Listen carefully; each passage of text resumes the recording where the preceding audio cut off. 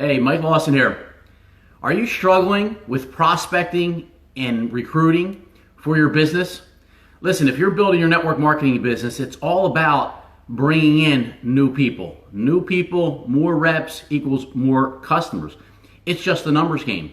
But if you're struggling, what I find is most people, they're out there, pitching their products, pitching their opportunity, and they're saying too much. So, are you talking to a lot of people and you just find that no one is interested in your opportunity? So these 3 tips that I want to give you: number 1, you want to talk less. Number 2, you want to listen more. And number 3, you want to use a third party, meaning don't make yourself the expert. Be new. See, the problem that some of us have is that the longer that we're in the opportunity, we become more comfortable. So we start talking a lot more. I know this was the case for me.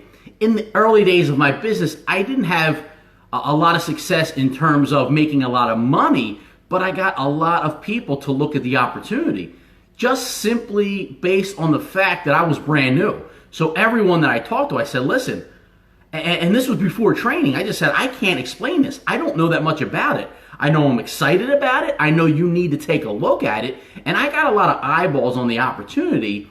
But then I also think that, after they saw, or I got them on the phone with somebody, or they saw a presentation, I talked way too much. I literally talked a lot of people out of the business. So to be a professional recruiter, I want you to think, as you're approaching people and your prospects, I want you to act like you're the owner of your company. How would the owner of your company approach your prospect?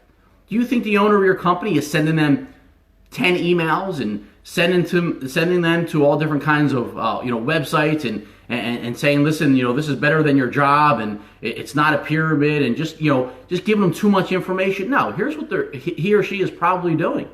Say, listen, why don't we get together and I can sit down and give you a professional presentation and give you and paint a vision of where we're going with this company and see if it's a fit for you.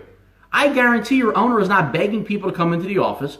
I guarantee the owner of the company is not begging them to get together. They're not calling them 50 times to make sure they're going to show up for the appointment.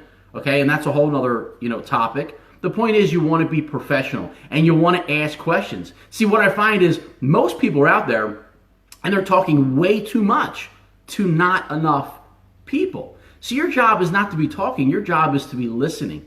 You want to be asking qualifying questions, again, to see if it's the right time for them, if it's a fit. More importantly, if you want to work with them. But I understand what it's like to be new, right? You just got started. Maybe you're brand new. Maybe it's your first 30 or 60 days or 90 days, and you just want someone on your team. So you're saying whatever you can to get them to join your team. But in the long run, is it going to be worth it? And I know you just want that one person to sign up. But again, you don't want people just to sign up, because I promise you this, you're going to get people to sign up.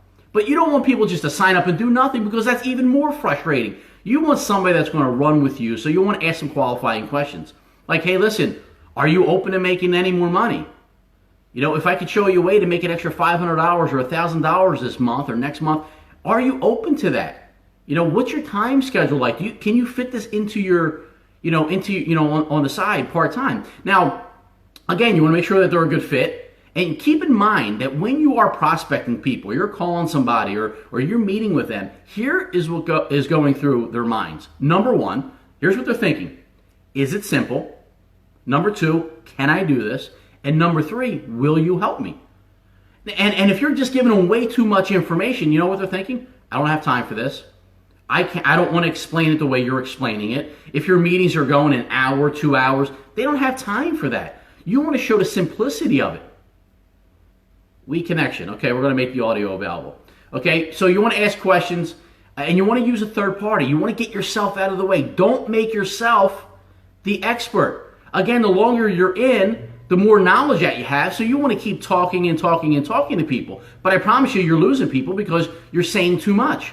Once you get somebody to say, yes, I have time, yes, I'm interested in your products or your opportunity, even if you are the top earner